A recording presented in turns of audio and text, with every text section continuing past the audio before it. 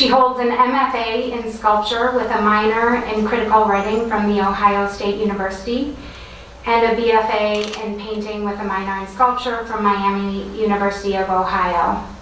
She has worked in art and design museums for over 35 years, including the Minnesota Museum of American Art, Columbia Museum of Art in South Carolina, the Art Museum of South Texas, Ross County Historic Society, and the Ohio State University Art Museum. Lin has served in leadership roles for multiple museum professional organizations, including the Minnesota Association of Museums. We hope there are some members from MAM here today. So, with that, I'll turn it over to Lin and introduce the other speakers just before they speak. So, thank you, Lin.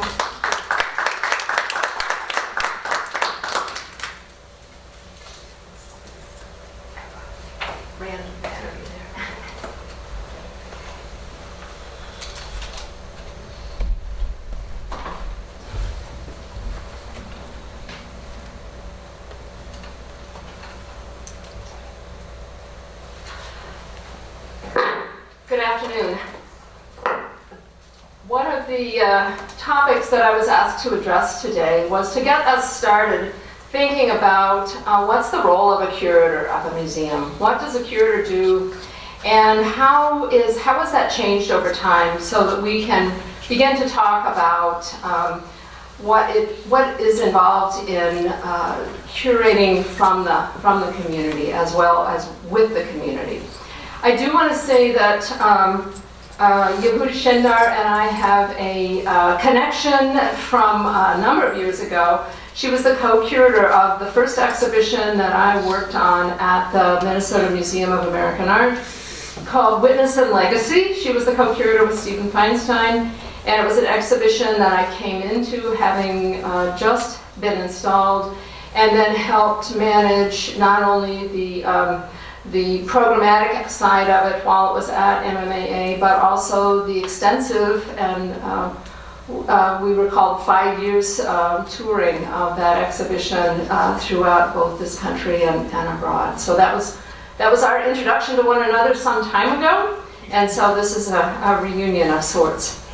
So curators and curating. Now, one of the things that I want to also talk about is that the term curator has now sort of migrated outside of the museum halls, and we see this term, we're curating our Pinterest boards, we're curating recipes for a guide that our club is putting together. The word curator, which had a resonance in museums, is now being used really quite broadly. Places, people such as the Blog Fast company calls curators individuals with a passion for a content area to find, contextualize, and organize information. And that basically is what museum people do as well, but we are now seeing this term applied to all sorts of activities as well. So just thinking about what does the curator do? What does that mean when you're curating or when you're co-curating something? There's been some pushback from museums who say, this making lists is not curating, putting pictures of your cats together is not curating. Curating is much more thoughtful and bringing scholarship to things. But on the other hand, there are other people in museums who are also saying, if we are adopting the phrase, if we're adopting the term curator to activities outside of the museum, then maybe perhaps we're looking at people who see museums as being acceptable and being kind of cool and being something that they feel comfortable in. There's that phrase of, where do I see myself in this museum? If you are curating pictures of your cats and you feel yourself to be a curator, seeing yourself within a museum context might also not be something that seems too out of touch.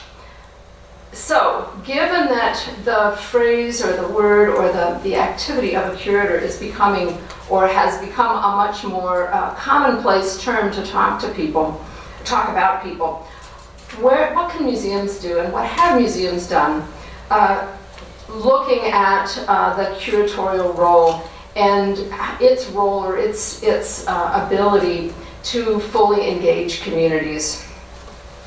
So I'm going to talk a little bit about curators and museum curators. I'm going to talk a little bit about a design thinking trend, and we'll talk a little bit about design thinking starting from empathy.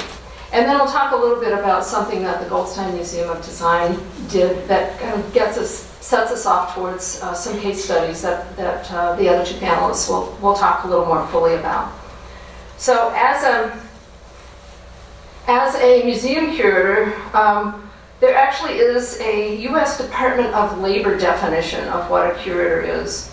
And the U.S. Department of Labor defines the role of the curator as a professional dedicated to the acquisition and preservation of objects for archive or exhibition purposes. Actually, they say exhibit purposes, but I'll say exhibition because it seems more formal. Additional roles include researching or allowing access to objects for the purposes of research, for public display, fundraising for acquisitions and collections maintenance, and negotiating for purchases. Nowhere in there does it talk about talking to communities. It doesn't talk about engaging visitors. It doesn't talk about anything other than that sort of scholarly domain of the museum's relationship to collections, other than perhaps if you're really broadly interpreting the fundraising component, that you do have to engage other people in that fundraising. But that role of a curator is assuming that the curator is working only within the museum, and all of their work can be done within the museum and with no external contact.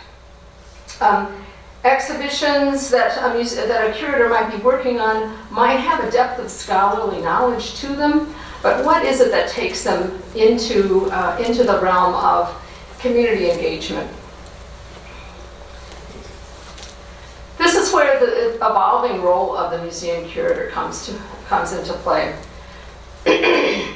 Museum curators for a number of years have really looked at their role, and they've been challenged to look at their role as more than just that Department of Labor definition.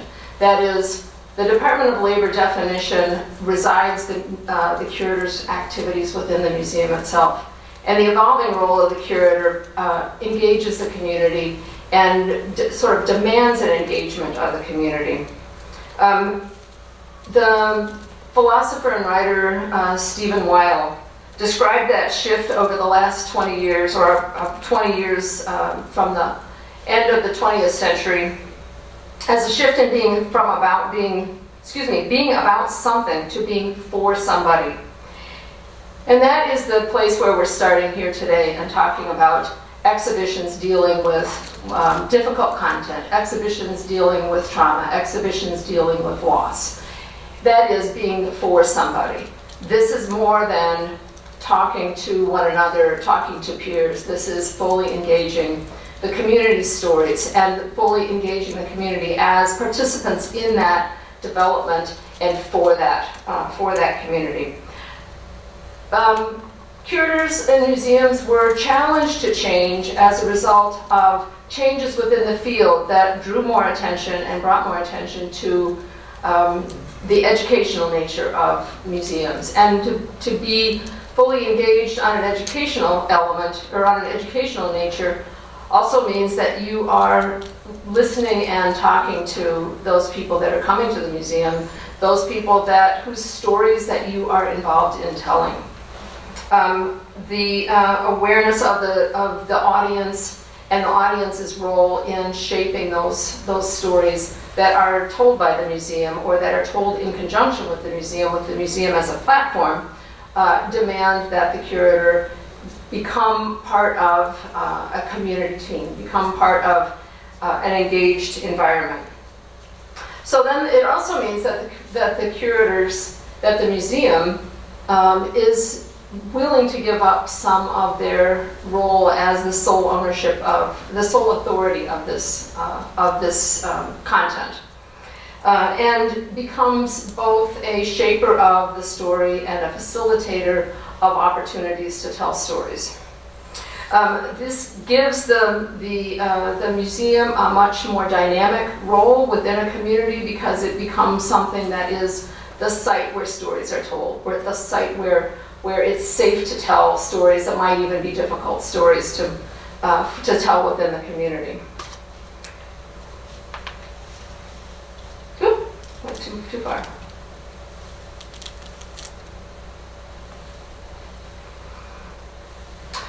So these kinds of exhibitions, these kinds of engagements are stated as being exhibitions and projects that reflect cultural values that really have a shared power relationship within the community and the museum.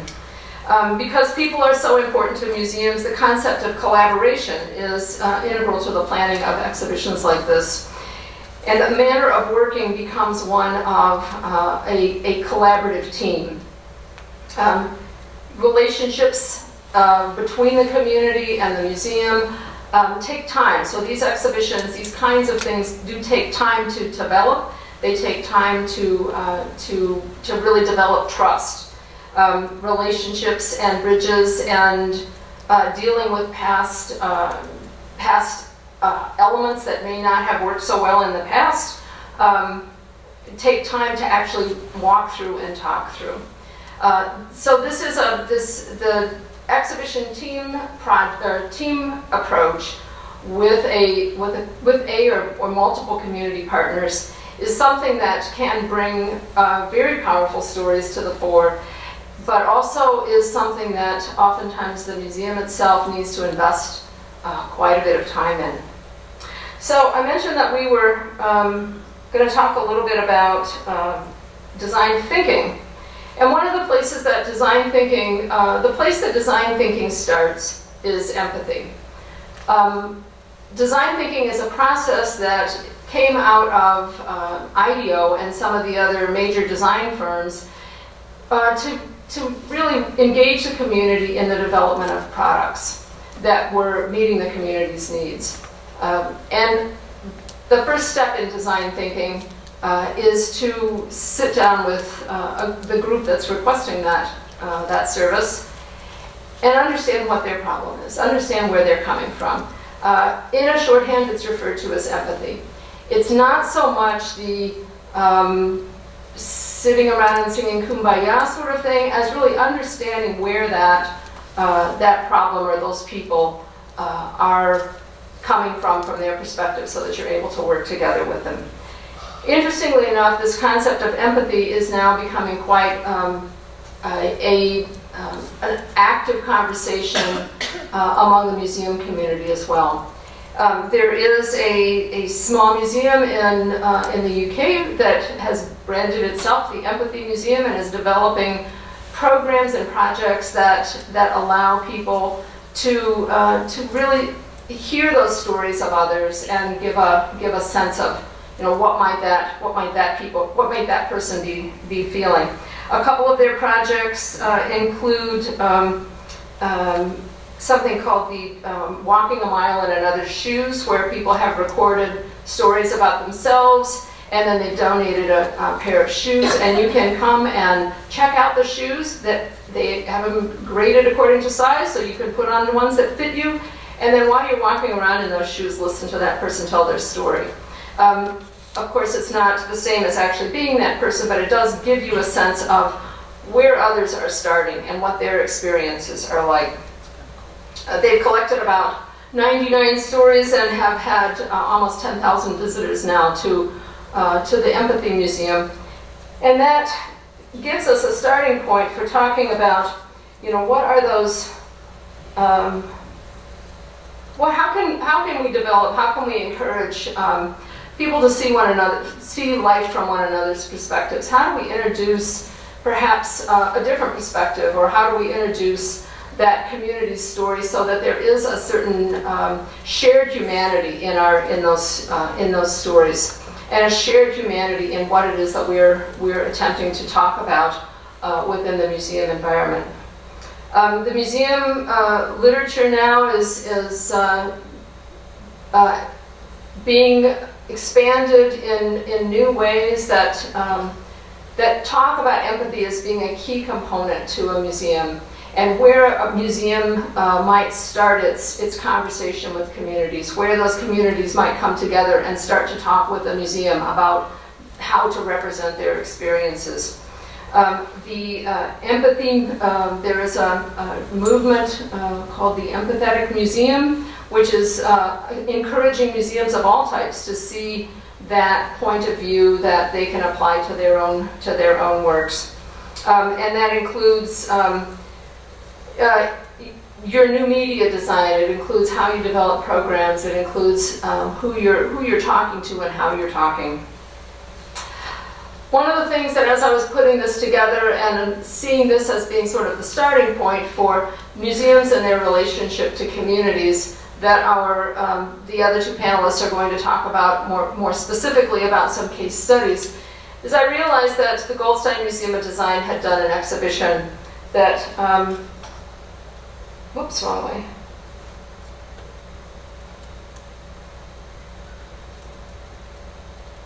That I wanted to share with you.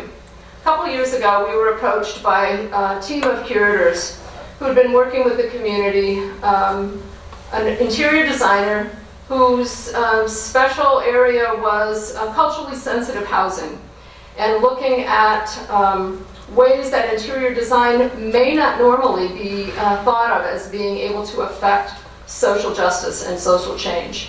It seems a little, it's not the first thing you think about when you think about interior design. And then she partnered with a researcher from the community who was dealing with how do we encourage community dialogue. And the two of them partnered and co-curated on an exhibition. It was a photography exhibition, very beautiful, kind of quiet, called When Places Speak.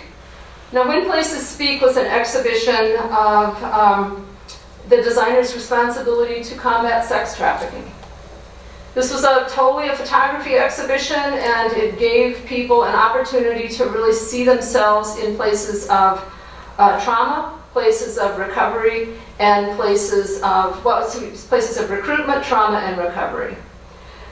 These were places where youth were recruited and kidnapped, places used by traffickers to hold victims, places where sexual transactions with victims occurred, places used by law enforcement to stop trafficking, and places where victims could transition and heal. And these photographs illustrated without any people in them, illustrated the placeness of these places. It illustrated, without a person involved in them, a place that you could imagine yourself or others being in. And the challenge was for to the group, or to the attendees, were to identify what design characteristics made a place suitable for traffickers or suitable for recovery, and then how did the design elements, how were they used to either hinder or support victims. This was organized by Tasula Hassanjani, who was an associate professor of interior design at the College of Design, and Lauren Martin, who was the director of research for the Urox Center in North Minneapolis. And the two photographers were Xavier Tavera and Shiraz Makaram. As a team, they visited places that were identified by others in the community as being places that allowed them to experience the world of a youth who might have been involved in sex trafficking through that journey of both capture to recovery. They were challenging in this exhibition the visitor and the viewer to really look at themselves as actors in this play, in this photographic play, and see where they could intersect to be able to affect change. So as we set up this exhibition, the central part of the gallery was then given over to tables and chairs for people to sit and have conversations, and opportunities for them to write responses to what the photographs that they saw, with the question, How can I be a part of the efforts to stop this? How can I be a part of the efforts to help? Where is my role as an actor in this traumatic situation?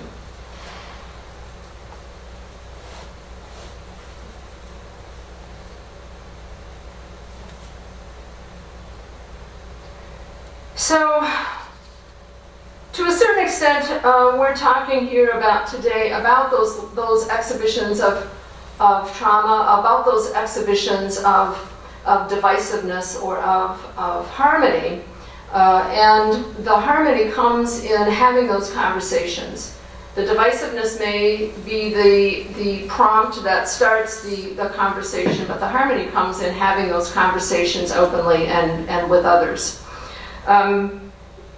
This goes along with the trend within museums to really see the stories as being resident in the community, and the museum as being the facilitator that can help those communities be told, or excuse me, those stories be told more broadly.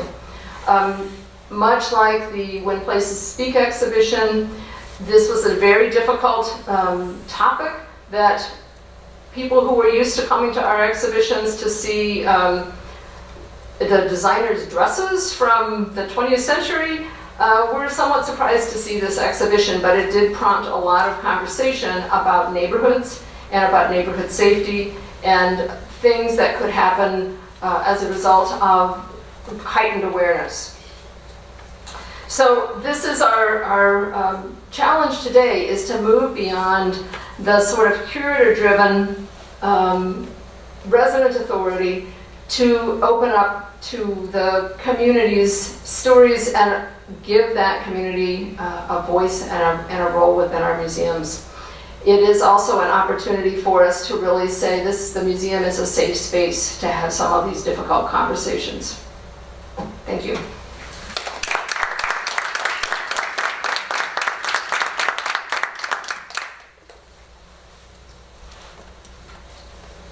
Thank you, Lynn. Our next speaker will be Dan Spock. Dan Spock is the director of the Minnesota History Center Museum, a part of the Minnesota Historical Society. Dan is an ardent advocate for participatory museum programs, so we'll hear more about that. It's suffused with pluralism and informed by visitor research. Under his leadership, the Minnesota Historical Society has explored the informal means by which the public experiences and values the past as natural pathways for engaging with history in a museum context.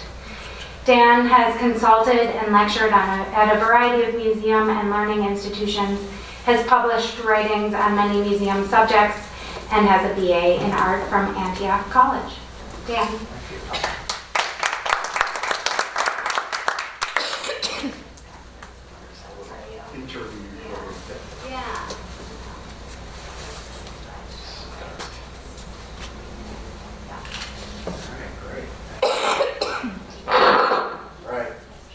Try to project. I'm not sure if this microphone is tall enough. I'm just going to talk a little bit about a kind of journey that I've been on with the Historical Society. And this particular journey begins with an event in St. Paul that was called the Grand Excursion. And this event was a kind of triumphalist celebration of a historical event in 1854 when Millard Fillmore came up the river on a steamboat. He was the president at the time, and there was really a celebration of manifest destiny and the opening of the West in this region.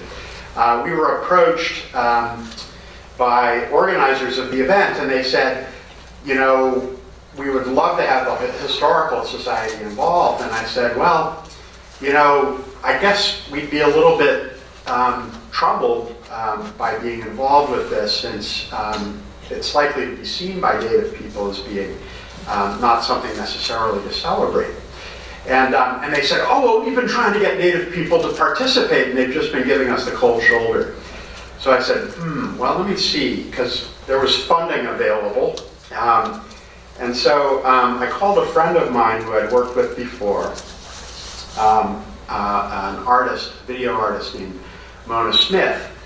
And she recounts it this way. She says, I got a phone call from the Minnesota History Center saying, do you want to do a room? And the earth stood still. 3 years later, we were putting together a room, an installation/exhibit called Cloudy Waters, Dakota Reflections on the River. What it taught me was the way to express nonlinear native ways of being in a way that I had always hoped for but didn't understand how to make happen. Having a room meant that I could adapt traditional ways of teaching, that the choices were in the visitor's hands, just like they are in life. What you hear, what you take in, what you see, what you spend time on is your choice. Mona Smith is a Dakota person from the Siskiyou band of Dakota.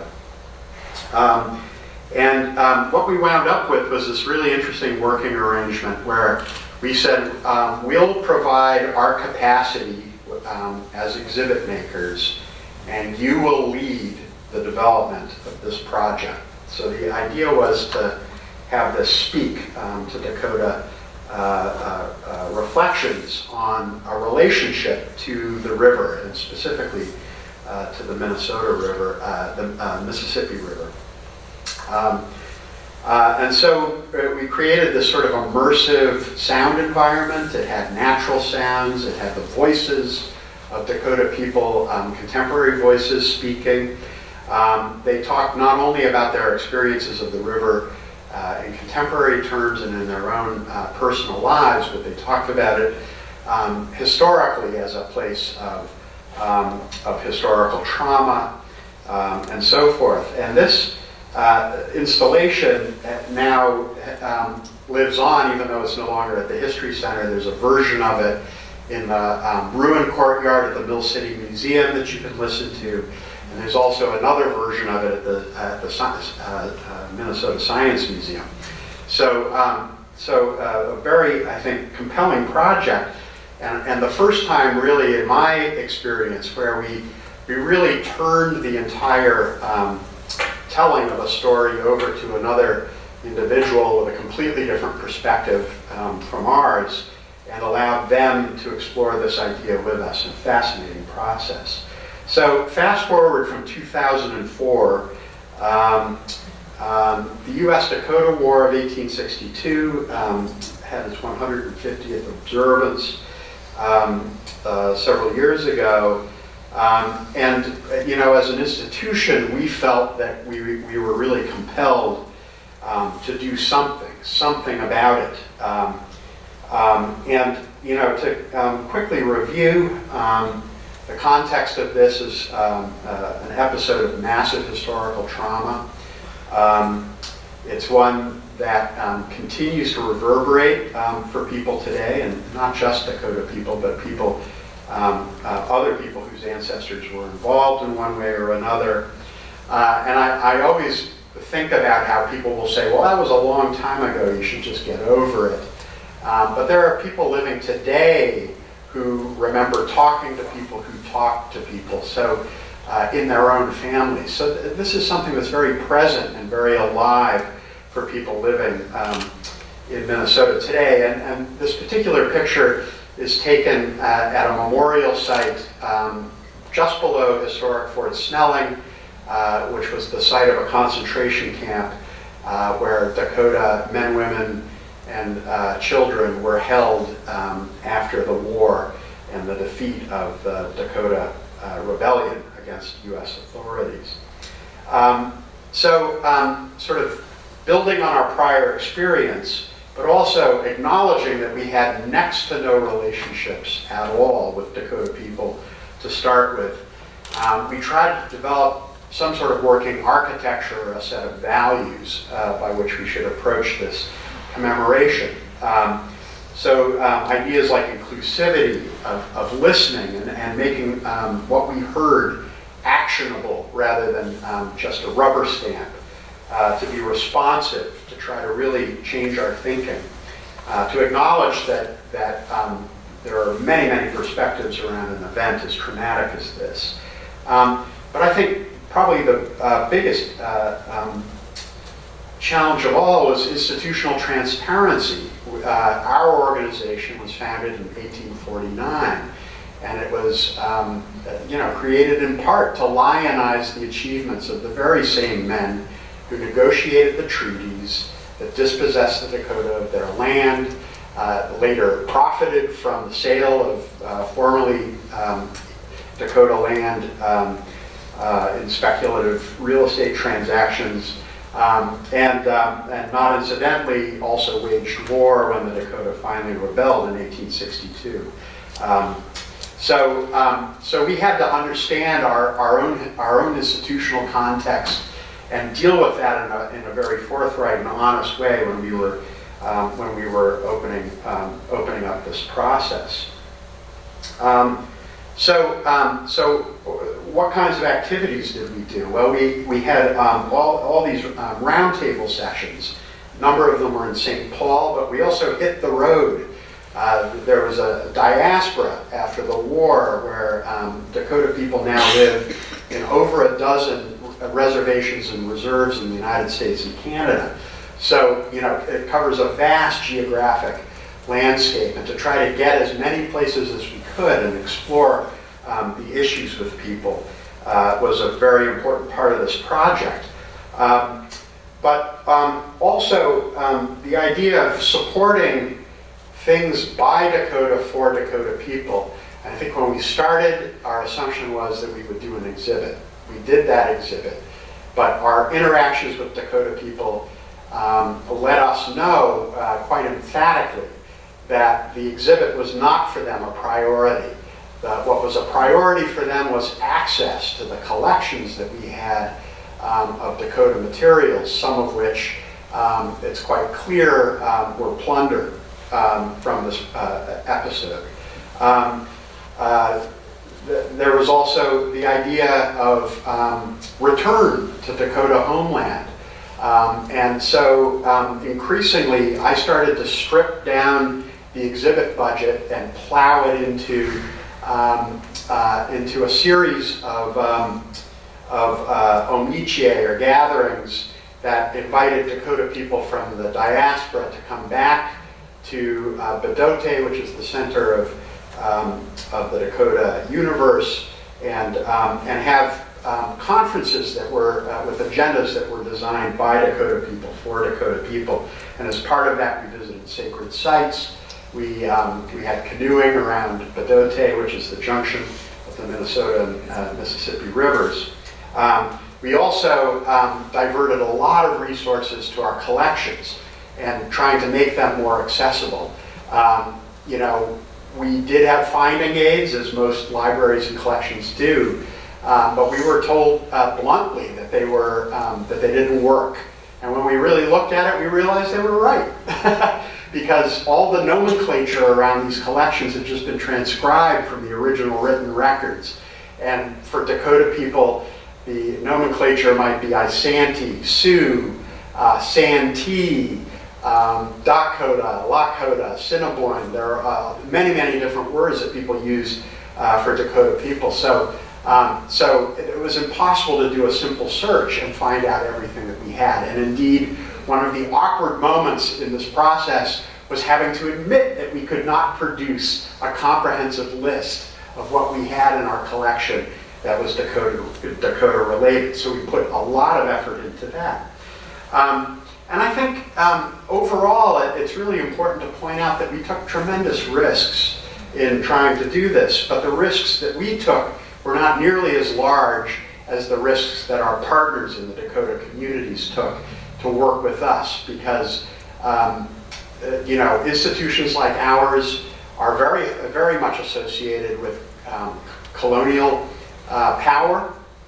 We're seen as taking institutions. The idea that the provenance of our collections might be checkered, to say the least, is very deeply embedded. And so building trust was a very, very big issue. And I have to say that it wouldn't have been possible if people on staff at MNHS didn't realize that it was time for a change, that our board was supportive of it, and that we had dozens and dozens of Dakota people who saw that this was an opportunity for change. So I'm going to do a quick pivot to an episode in between the 1862 project and an exhibit that we opened several years ago called We Are Hmong, Minnesota. And this is just an example that I felt was too good to leave on the cutting room floor. We had a kind of an awkward gallery layout with two spaces that were separated by a long, skinny corridor. And working with our Hmong partners on this project, we came up with a scheme to connect the two galleries and to have one gallery be a kind of a pre-war or the Hmong people in Laos gallery, and the next gallery to be the Hmong experience in Minnesota. And in order to connect those two galleries, a young intern who was working for us conceived of an idea of using spirit money, which is paper that you fold into the shape of boats and use as an offering in funerary ceremonies. So this was a symbolic crossing of the Mekong River, an escape from genocide, and a way of conveying through this direct connection to animistic faith, this tremendous diaspora that occurred. And then, as is appropriate after the exhibit closed, the spirit money was burned in a ceremony. So that's what you're supposed to do to release the spirits of your departed ancestors.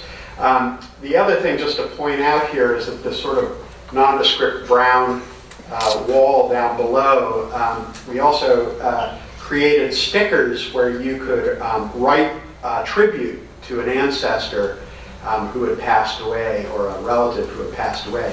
So by the end of the exhibit, this wall was completely covered, and I just couldn't find a really good shot of it. But it was completely covered with the names of ancestors, most of them Hmong. So fast forward again to today, and thinking about another institutional legacy that we have, historic Fort Snelling, which is a site that we've operated for over 40 years.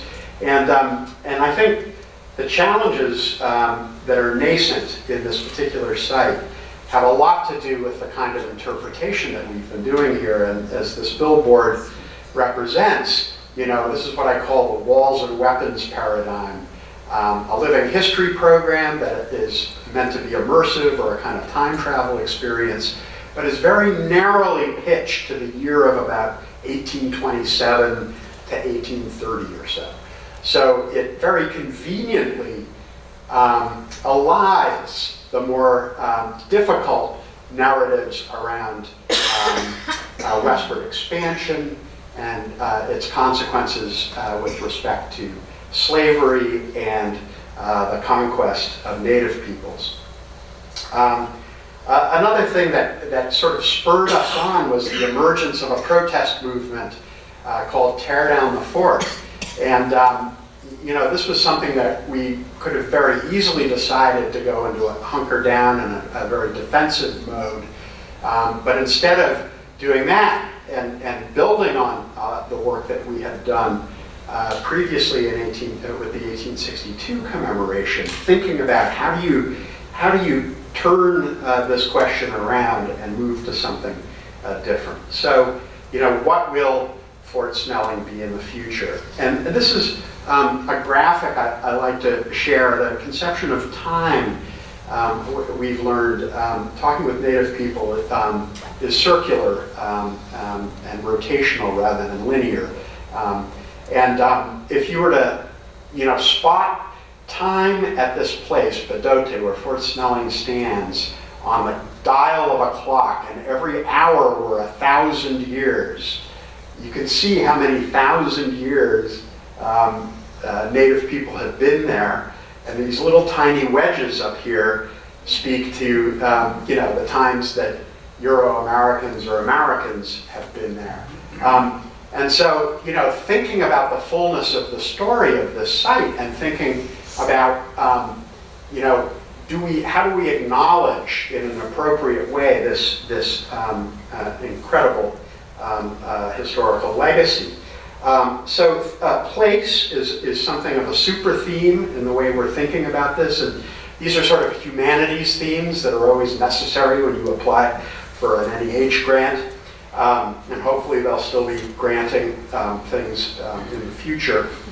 But part of this idea is that there's 10,000 years of documented archaeological history of human habitation in this area. The arrowhead in this picture was found just less than a football field away from the round tower at Fort Snelling. That everything, all the major landscape features on the landscape here have Dakota names, many of which have been corrupted into English, but many of which are not known to modern audiences. But also that in one place there's this incredible intersection of some of the most contrasting issues. If you think of America as being a place that's founded on ideals rather than a common religion or a common ancestry, or even a common language, those ideals are historically often contradicted by our actions. And so if you think of the legacy of slavery, of the internment of Japanese in internment camps, or the emergence of America as not only a colonial power, but a world power, all of these things intersect in this one place. The idea of confluence, because it's this river junction, it has always been a place where people have come together, have blended, have been in conflict, and it continues to be that center today. If you think about the three most populous cities in the Twin Cities area, three out of the four most populous cities in the state of Minnesota are arrayed around this junction. The international airport now sits on what was once the military reservation of Fort Snelling and at Bdote. And so new immigrants coming in, often the first place they experience, not only in this state, but in the United States, is Fort Snelling. Okay? The theme of remembrance, that this is a place where people are already coming to reflect, to remember, to try to deal with their grief about the past. I've already gone over the story about the Dakota, but there's also a national military cemetery at Fort Snelling. It has 208,000 graves of veterans, and that number continues to grow, and they represent every national group you can possibly imagine, including Native people. The theme of healing,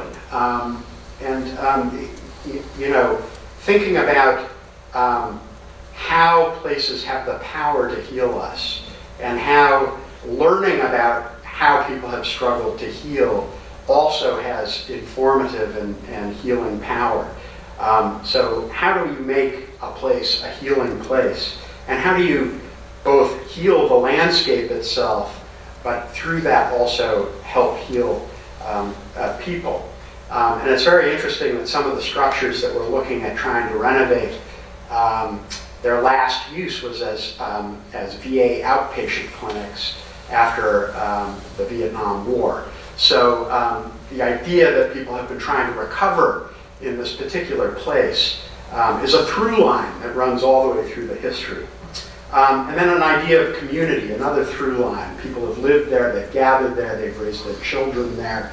Even when it was a military base, there were communities of people who were trying to get along. So how does this become a place that's important to people in ways that maybe they haven't thought about before. And so thinking about putting this to a set of new purposes, one of the things that we're anxious not to do is do an exhibit and then walk away. What we want to do is make this a place that people continue to be engaged with over time, and that it's built on partnerships. So it's about a process rather than a finished product. The idea that this will become a site of conscience. Historic Fort Snelling is already affiliated with the International Coalition of Sites of Conscience, and the credo of this organization is how to put memory to action. So the idea is that we don't leave the past in the past, but we use it as a platform to move into the future, to help us make decisions, and through a process of reflection, of dialogue, and of action. Public placemaking, this is a really important place on the river.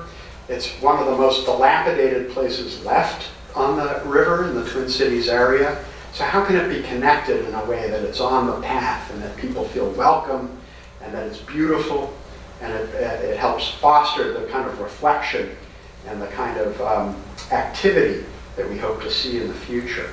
And then the idea of hosting, and this is borrowed sort of and builds on directly from our experience with the 1862 project, where we're not controlling the agenda all the time, that we're an open site, that people can bring activities that are meaningful to the place and use it in that way. Yes, of course, new exhibits and programs, and also thinking about 21st century learners. When we think about diversity and the fact that diversity is growing in our country and in our urban area, the tip of that spear is our children, okay? Because we have the most diverse group of children in the state's history growing up right now, and that trend will continue. They're also hooked up. They've never lived in a world where they didn't have the kind of computing power in their pocket that used to fill rooms and rooms and rooms inside of mountains in Colorado. So, thinking about how to engage this particular new generation in ways that are meaningful to them. And then, thinking about the actual built environment. This is one treatment of an existing barracks building, and this would be sort of a preservationist idea about what you would do with a building like that. You would bring it back to its state in 1905 when the building was first built. But can you think about doing something in the way of an intervention, like was done at the Military History Museum in Dresden, where you're at one moment acknowledging the architecture, but you're also doing something that penetrates it or changes it or makes it feel like it means something different. Another example of this is the House of Terror in Budapest, where a very simple lintel or a sort of cornice around the top throws a shadow of the word terror onto the building. This is the building that was the secret police headquarters during both the fascist and the communist regimes. Most of the employees who worked in the secret police simply changed uniforms and started working for the next regime. The idea of doing memorials, how do you express in ways that are not didactic, but can move people still? And again, these are images taken from Budapest, one memorial on the Iron Curtain, another on the embankment, talking about the massacre of Jews in 1945. Another example, the Whitney Plantation in Louisiana, the first antebellum plantation site in the United States that has decided to present everything from the point of view of the people who were enslaved there, and are silent about the story the masters in the house. So you actually enter this site not through the front door, but through the area in the back of the plantation where enslaved people lived. And the idea of lists and lists and lists, literally hundreds of slaves whose names were documented being acknowledged there. At historic Fort Snelling, we think we can identify that there were at least 38 enslaved people there, including Dred and Harriet Scott, and maybe as many as over 100 people over time.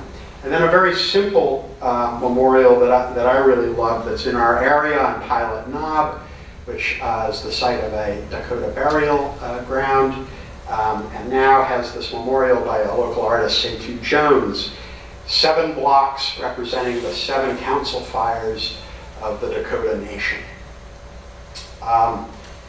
Another example from the Little Bighorn, when it became time to make a memorial to the native people who vanquished Custer in this place. The idea of creating something that was culturally appropriate and spoke to the native experience there. So these are all sort of inspiration points for us. And then just to kind of give you an idea that we're not waiting around, because in theory, the new Fort Snelling opens in 2020. But we're already beginning the process. So if you go there this summer, there will be new programming. We'll be prototyping a number of exhibit concepts out there. And we're already changing the signage to acknowledge the Dakota presence there. So that's it.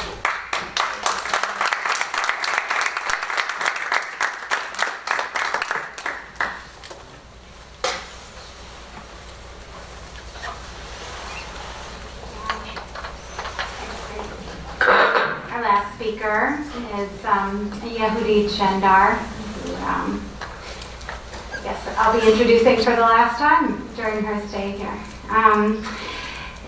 Yehudit Shendar recently retired from a 17-year tenure at Yad Vashem, Israel's National Holocaust Commemoration Authority, where she held the positions of Deputy Director, Museums Division, Senior Art Curator, and Director of the Holocaust Art Museum. She received her MA in Art History and Museology from the University of Minnesota, and has served as curator, chief curator, and director in major museums in Israel and outside of Israel, including the Weizmann Art Museum here on campus. At Yad Vashem, Yehudit founded the International Holocaust Art Research Center and the Traveling Exhibitions Department, Yad Vashem's overseas education endeavor.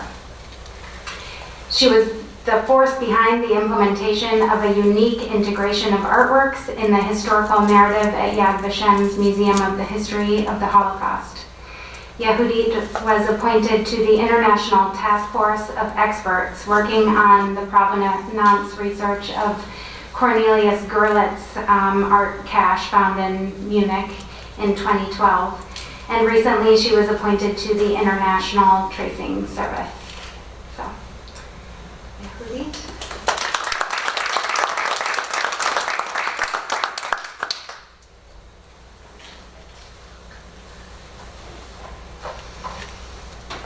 Well, it's a hard one to follow, the good one, because there are correlations when genocide and displacement are enacted by the powerful over the less powerful. I need, in the 10 minutes that I've given on, I'll take a little bit more of your time, to reflect on a process which took us over 8 years to arrive at a narrative for what is called the history of the Holocaust Museum at Yad Vashem. It was a long and, I would say, very arduous road for curators. Not because of lack of material, not because of lack of people to speak with, not for lack of photographs, videos, all that was in hand. It's rather the question that is the subject of our meeting today, is how to convey the unspeakable. And is it really unspeakable? I think it's a paradox, because we are speaking about it now, we are speaking about it in the museum.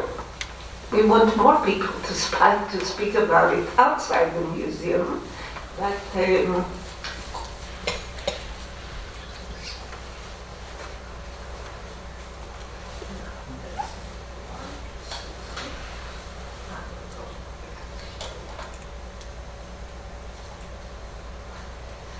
okay, the first person who put a question mark as what do we do after the Holocaust was a German Jewish philosopher who, like many of his caliber, left Germany during the turmoil, came to London, from London to the US. Actually, in the US, he was put under partial custody because he was an alien, he was German, and quite disappointed with the United States, he eventually moved back to Frankfurt.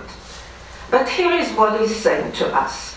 Cultural criticism finds itself faced with the final stage of the dialectic of culture and barbarism. To write poetry after Auschwitz is barbaric. What did he mean? What he wanted to say, if we are utilizing the same culture that produced barbarism, then we are actually not open to question this culture to its very bottom. But we are human beings, and art and words are what we used. So later on in his life, he said, it may have been wrong to say that after Auschwitz you could no longer write poems, but it is not wrong to raise the less cultural question whether after Auschwitz you can go on living. And he speaks like someone who evaded the fate and felt completely at loss with it, of why was he saved and all the others were not. And as we know, several poets, writers, Primo Levi, Paul Celan, did not make it after Auschwitz. They committed suicide. So this is the big question. What do we do with the art after Auschwitz? And I'm an art curator. And my role in the art museum was, or rather in the history museum was, to give validity to the art expression.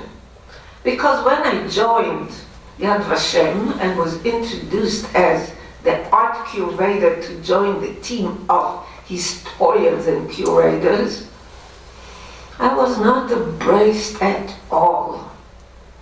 Eyebrows were raised, what is this art historian doing with us? We are really historians, and she is just an art historian.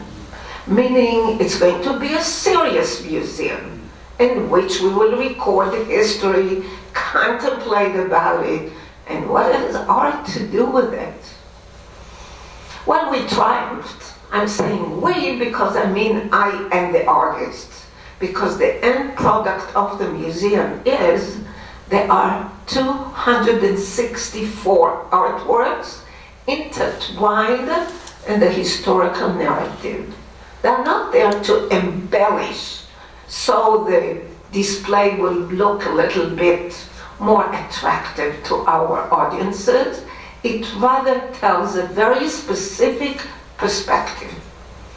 And when we set all these hours about deliberating what is our museum going to be like, there was one underlining sentence we said.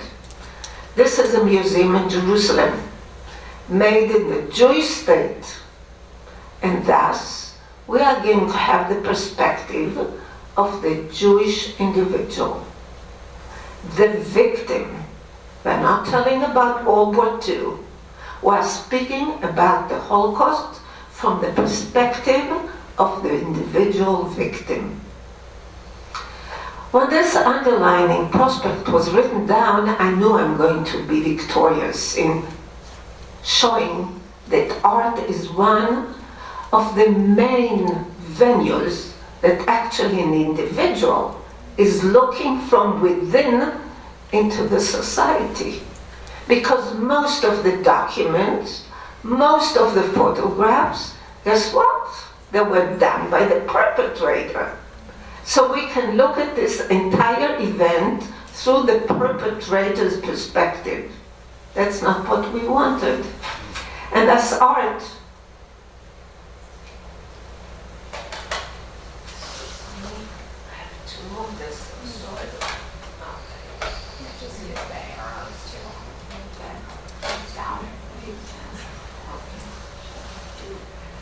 so my role became more and more important.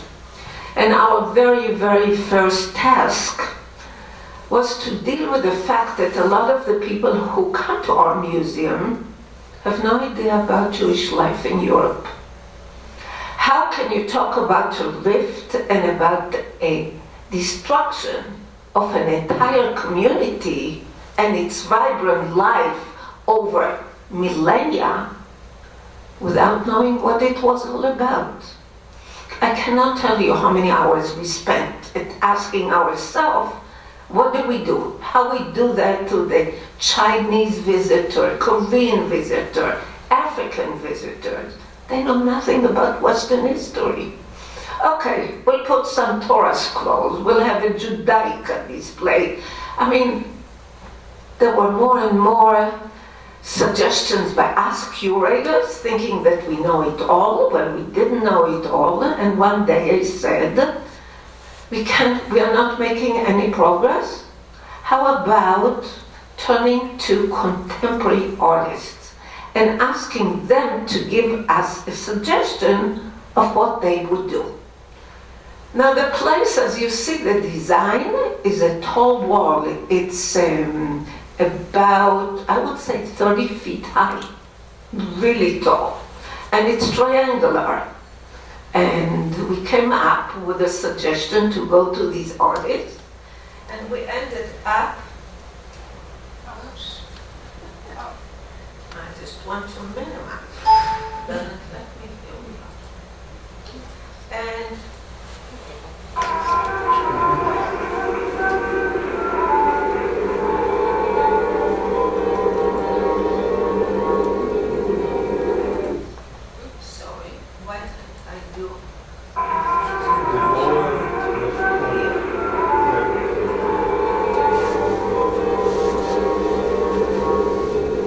so while we're speaking, I'll give you an explanation. Michal Rovner took footage, original footage, mostly taken by American family members who came to visit their families in Eastern Europe, and took photographs with stills and movies, and all the voices you hear are original voices from that period. And I'd like you to see and listen for a while.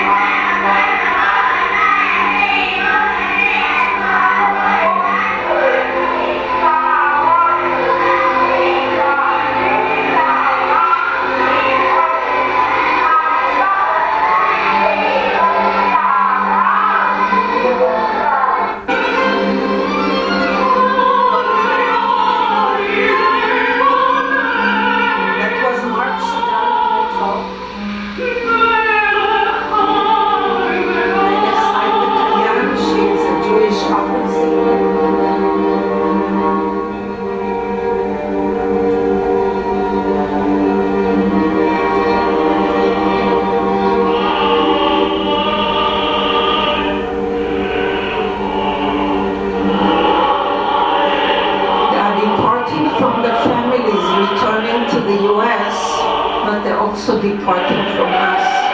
Most of the people we have on the footage didn't make it. They all were murdered. So slowly by slowly, the landscape, which was inhabited step by step, is now becoming desolate again, with Jews missing from the same landscape.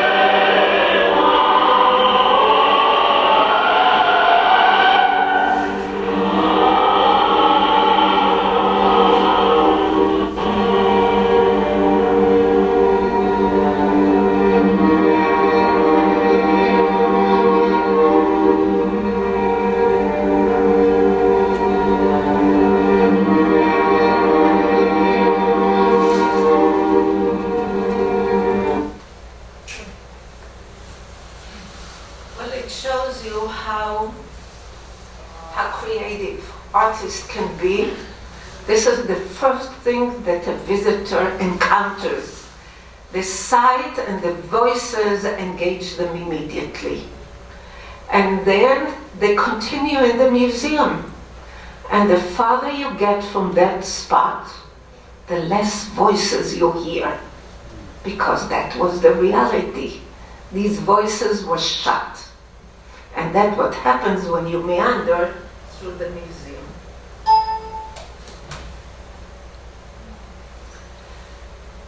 Our next, I'm sorry.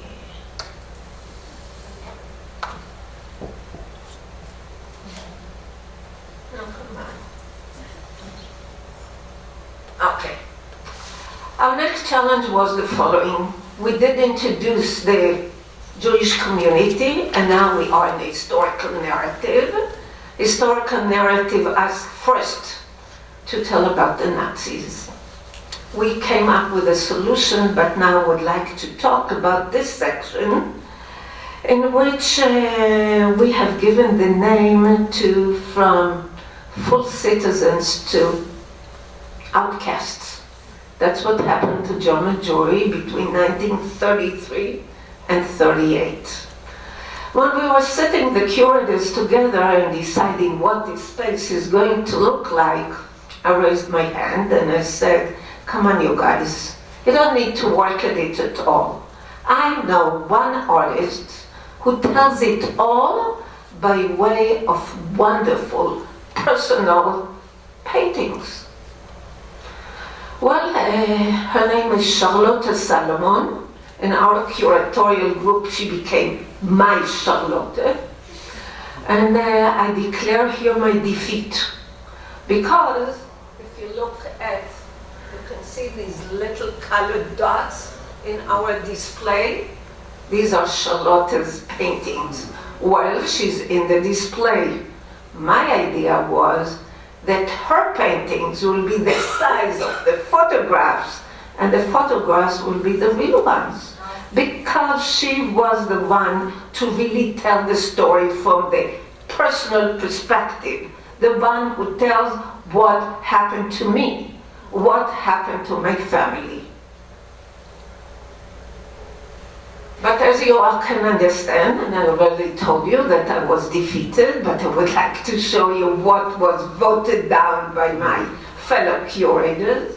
That's a self-portrait of Charlotte. And then you have this wonderful painting of the day the Nazi regime came to power. Anyone I'm showing it to, I know that the date, you won't forget it.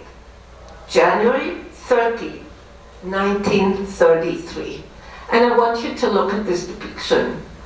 She is standing actually in Charlottenburg, Wielandstraße, number 16, where she lived, and she's looking down from the terrace. And that's what she sees. Nazi marching from one side to the other, all the way. All the distance is filled with these marching Nazis. And look carefully at what they are. She depicted them like. They all have a Hitler mustache. No matter how they really look like, they're all his followers. There are more messages than one can say in words than what Charlotte did with one painting.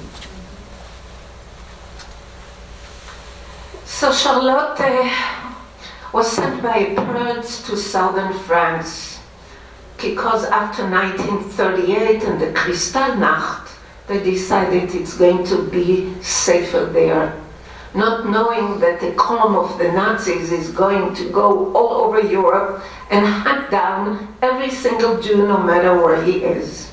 Charlotte was not hiding, she was living in a beautiful villa on the shores of the Mediterranean. And fate was that she got married with an announcement in Nice. And when Eloise Brauner came into town looking for Jews, he came to City Hall. He found the marriage certificate. He knocked at the door of this villa. And Charlotte, 6 months pregnant, and her husband Alexander were dragged, came to Drancy for 2 days in October 1943. She reached Auschwitz.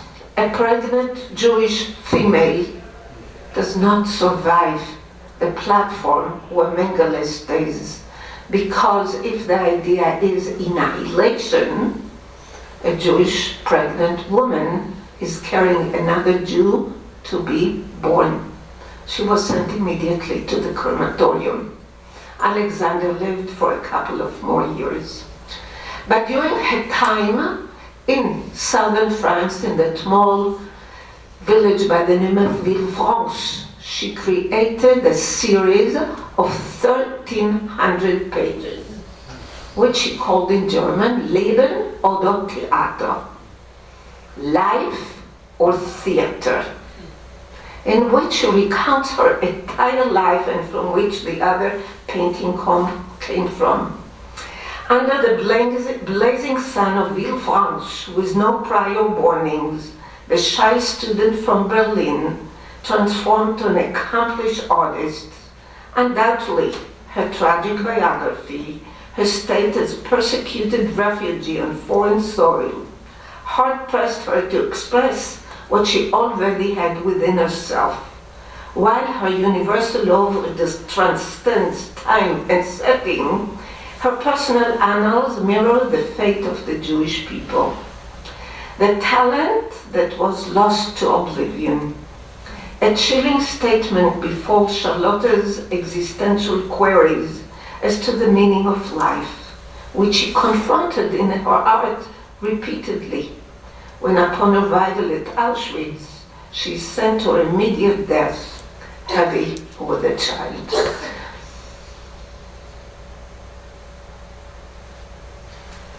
I'm moving forward in our museum to a section we call The Last Jews, in which we try to show our visitors the concentration camp universe, many times called the other planet. No, it wasn't the other planet. It was a different planet, a horrendous one, but it was on our planet. So what do? How you present that state of mind, of torture, of slave labor, of crematorium? I started on the wall with a drawing by Zhinovy Tolkachov, who was a soldier in the Red Army. He was a Jewish soldier. He was among the liberators of Auschwitz, and that's again, as a liberator, we get the Jewish perspective. And on it are photographs from what is known as the Auschwitz album, which is in the Yad Vashem archive, a wondrous story about a woman by the name of Lily Jacob, which at the end of the war is lying with severe diarrhea in a camp next to Mauthausen, and she looks for something to cover herself, and she reaches into a closet and there is an album with photographs. And she looks at it and said, wow, on the cover, that's my rabbi. When she keeps flipping through that album, she finds a photograph of herself, because this one transport from Carpathia, Russia corner of a small village arrived on Shavuot in the camp in Auschwitz. We don't know why. There was an order given to record by photograph every movement of that specific transport, to tell you that the killings were a clandestine operation. Nobody was allowed to speak about it, definitely not take photographs. And this was the album that by now a lot of you know several photographs from it, mainly the one of the mother walking with the two children, because when they came to the platform, they were divided. Those who could work went to the working force. As I already said, mothers and children had no choice. So the mother is walking without knowing that within maybe 4 or 5 hours, she'll be the one to be sent to the gas chambers. What mother would go silently with her kids like that if she knew what it's all about? And next to that photograph, we have placed a model of one of the crematoria. It's crematorium number 4. And again, we had discussions galore. Are we going to put a model of the killing apparatus in the museum in Jerusalem? Wow, can't tell you how many discussions we had. The person who put this together is a Pole, and he gave faces, and there were bodies. I raised my hands against, said that is desecration. I don't want that. I think in retrospect, it's the right way to do, because the banality of the Holocaust, as Hannah Arendt said, is the fact that people sat at the drawing table in order to build a building. Its sole purpose is to kill people quickly with a clean process. And it was erected. It wasn't just an ideology. It was implemented. And no matter how many times we say it, we wouldn't be able to imagine it. But I said, okay,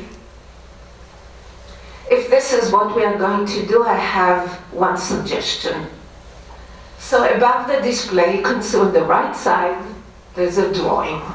This drawing was done by a Czech young man, very young. He arrived in Auschwitz at the age of 14. And the moment he was released and was in Buchenwald in 1945, released by the American army, he wants pieces of paper. And he puts down these 3 drawings you see here. 2 of them describing the crematoria that were used in the Eichmann trial as evidence that the crematorium existed. And the other one is very personal. You can see the building of the crematorium serving as if the shoulders of a person, because the smoke that came out of the crematoria for Bacon is not just smoke, because at 10 at night, his father didn't pass the last selection. And when he looks at that crematoria that night, for him, in the smoke, is the facial image of the father he lost. And the same Yuda comes back to Prague, losing both of his siblings, father and mother. He is devastated. He is 16 years old, and he's taken into an orphanage. And in this very enlarged painting, which I've suggested, we decorated where we are remembering those who carried the righteous amongst nations. And what you see is an image as if somebody is taking Yuda Bacon and carrying him. You can see it a wonderful land with palm trees, which is Eretz Israel. But the most important part is the words that is written on the bottom. To the man who has returned within me the belief in humankind. Meaning, he came out thinking that all the world is evil. But after kindness of someone, he knew that humanity has also this within it.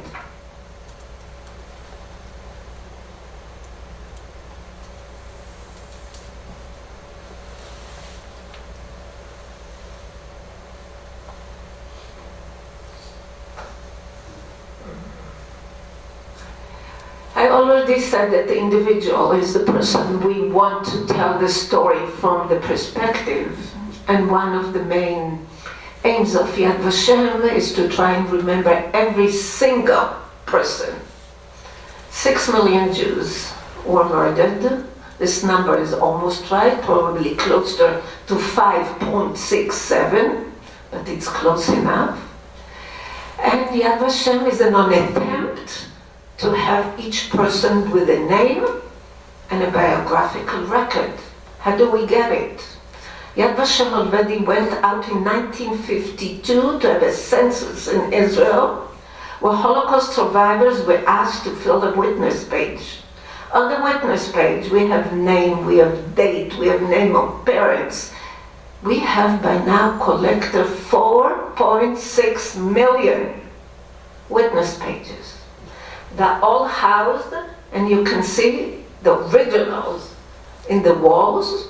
They are what we call in Jewish tradition geniza, that we retain something for generations to remember.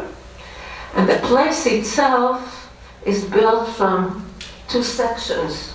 When you look above, you see faces of Jews, young and old and Sephardic and Ashkenazic and Orthodox and non-Orthodox. And their faces are reflected down in a pool of water, telling us that they were lost in oblivion. I have to share with you a story. When the museum was open, I was in charge of leading American visitors who came, and there was a group of radio talk, American radio talk announcers. There were about 16 of them, totally attentive, excluding one.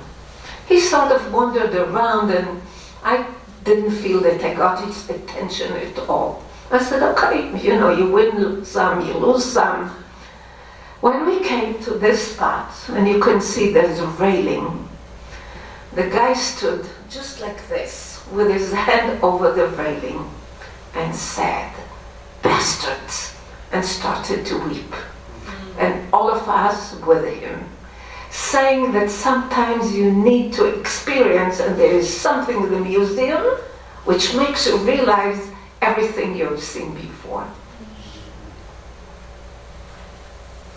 At the entrance to that hall of names, we've put 2 lines from a wonderful poet by the name of Benjamin Fondant, who was actually a Romanian Jew.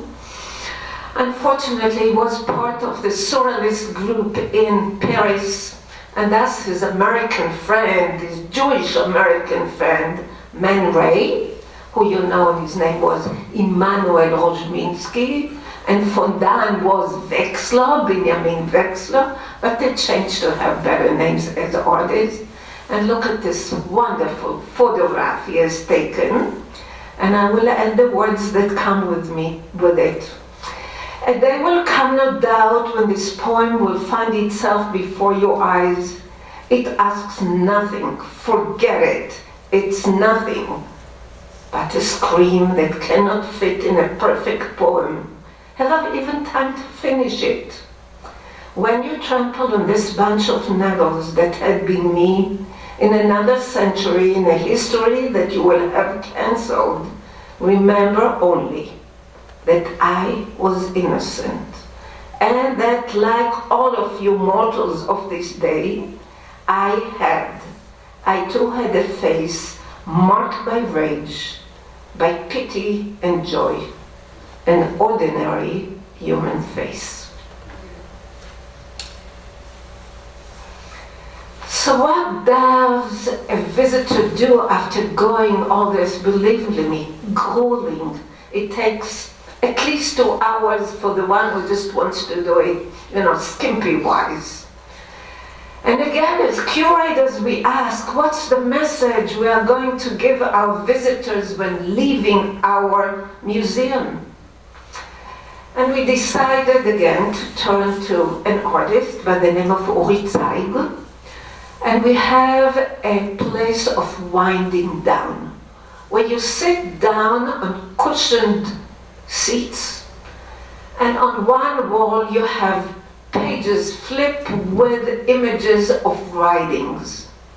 And on the other wall, sentences are coming at you as if coming from oblivion. All these sentences were written and found, they were written by Jews during the Holocaust. I'll just read some of them. Sometimes the journey takes 5 3/4 hours. Sometimes the same journey lasts a lifetime, until death.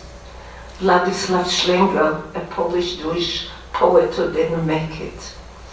Even though my written Hebrew is broken and questionable, I cannot but write in Hebrew, the language of the future, because I will use Hebrew as a Jew standing proud in the land of Israel. Even if heavens were paper and the world ink, I would be unable to describe to you my suffering and everything that I see around me. Perhaps precisely in this, that a doomed man in that final moment of his existence, as he glances into the abyss of annihilation, with eyes stretched wide in horror, grasps the beauty of life and the power of creation. And the last one, which was said in Bergen-Belsen by someone who survived and wrote in the DP camp. It's not that 6 million Jews were murdered. Rather, there were 6 million murders. In each case, 1 Jew was murdered.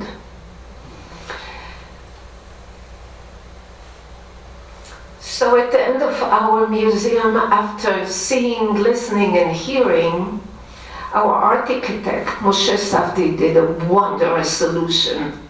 The unspeakable doesn't need words. One is meandered through the museum and ends up at this terrace, overlooking the wonderful terrain of the Judean hill. From darkness to light, from Shoah to redemption, is a real thing when you look in the state of Israel out of that terrace. And I recall again a visit of, it was the Ukrainian foreign minister, and I was out there starting to explain to him what it's all about. And before I uttered the word, he looked at me and said, "Okay, now I understand it all." I said, "Okay, that's it. Safdie did it. I don't have to explain. You were in the darkest of dark, and you come out into this terrace, and it says it all." And my last word is still about art and what legacy Adorno has left us. So I think we curators ought and should engage in art, take artists to do the work for us, to do the mediation, because they are successful to do a lot more than we curators think we know or can do, and we should give them the platform. So we provide, as far as I believe, avenues for contemplating the irrationality of evil. We do this in words and in images, because that is the only way we can visit the surreal landscape that the Holocaust brought. Thank you.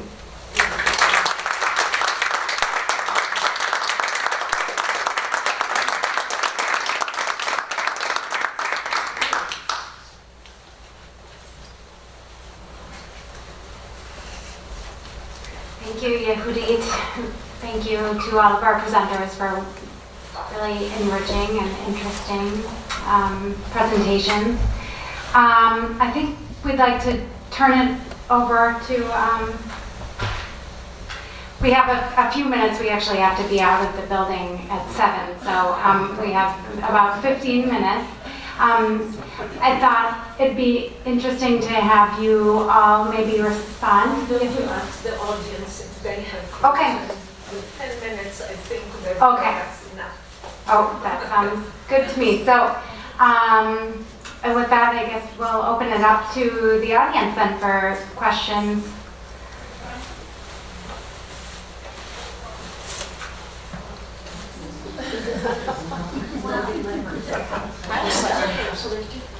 Would you, perhaps the panelists could sit at the front?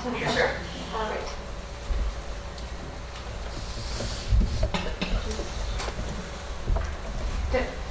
Is there? Oh, sure. I have a question for each of you. You have your purpose, the Historical Society, Minnesota history. You have the Holocaust. But what exactly is the mission of The Goldstein Museum of Design.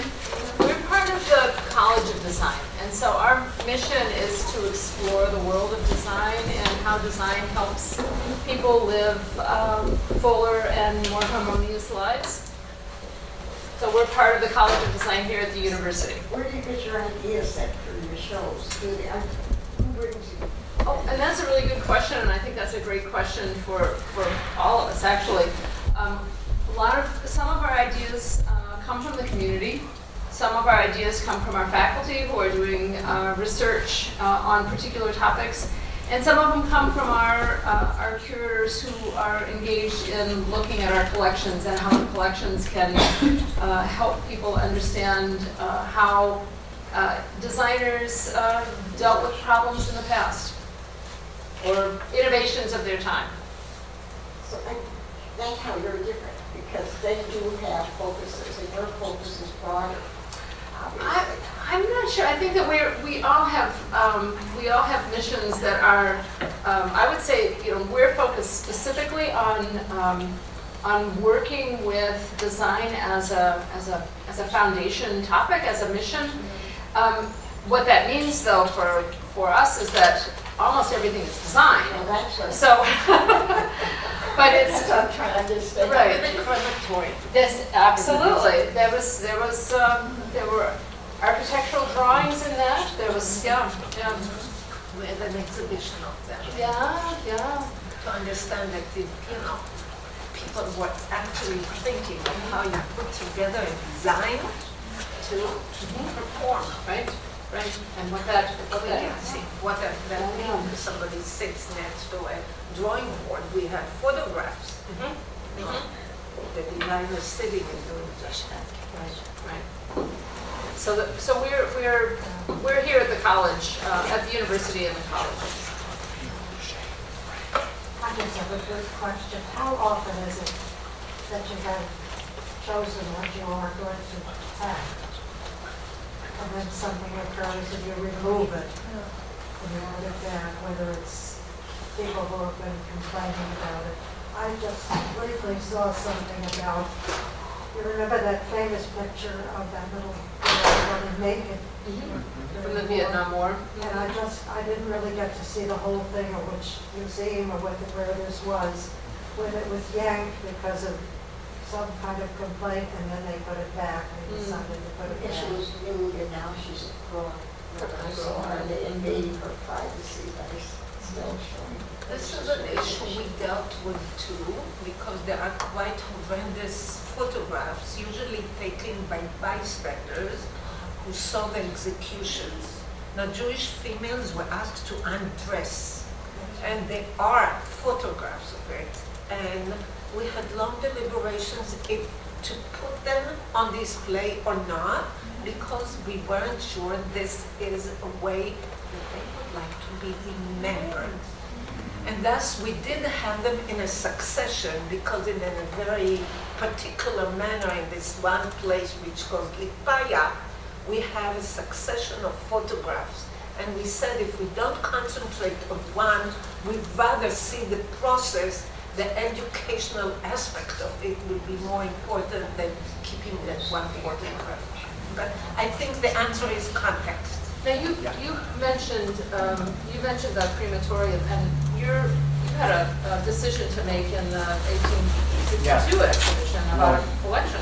Right, so I alluded to it in the presentation, but we had a number of materials that were directly related to the war that were very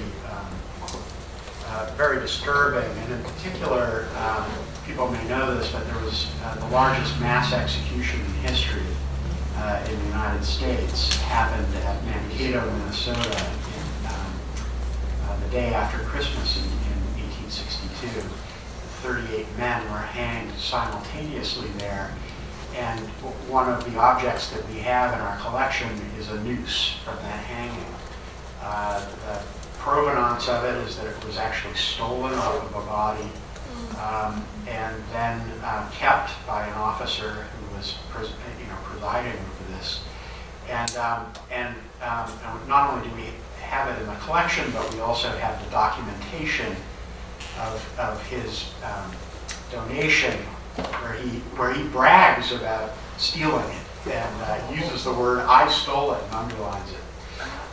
And so, so we rather than assuming that we knew what to do with this, as part of our very early deliberations with Dakota people, we brought these materials out and had them view them. And the response was really staggering. People wept. I had one woman say to me, I can feel our ancestors crowding the room as we look at this.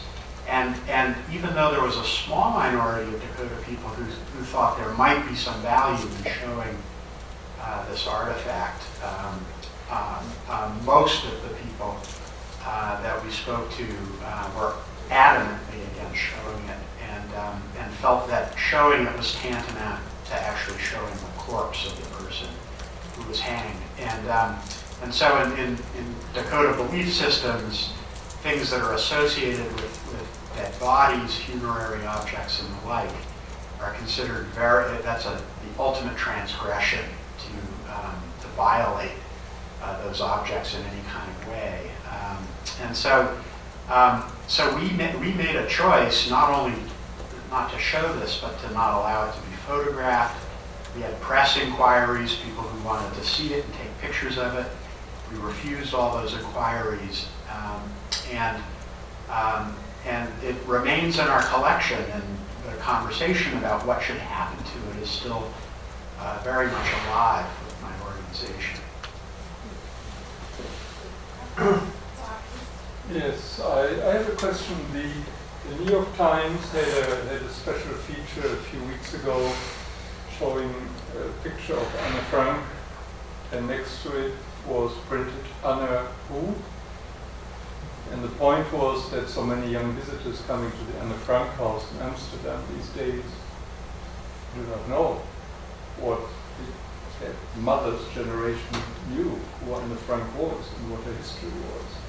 So the point of the article was that the history of Anne Frank has to be told differently to a new generation that goes into the museum much more ignorant than their parents' generation did. And this is my question to you.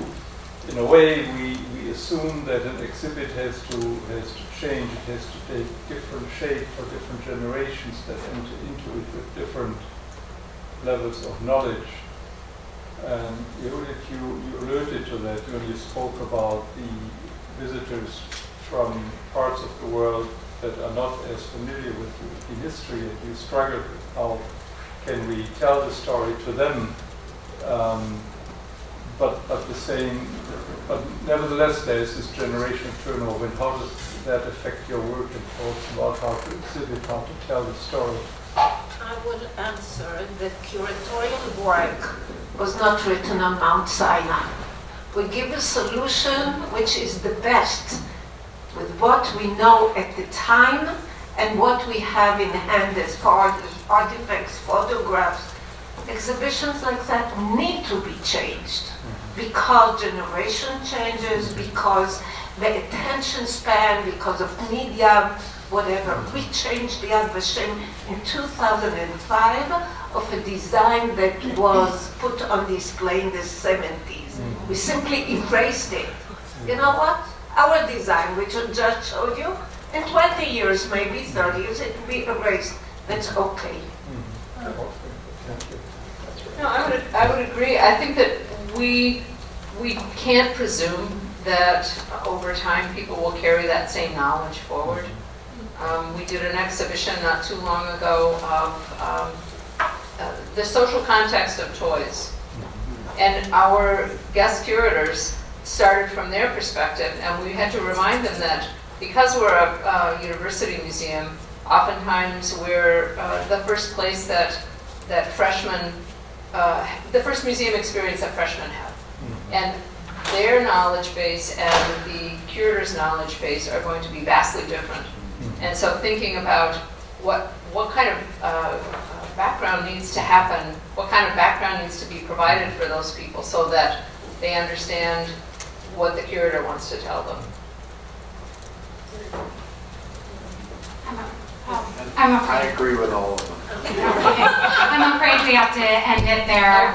We've got to leave the premises. So thank you to our guests and thank you to our panelists.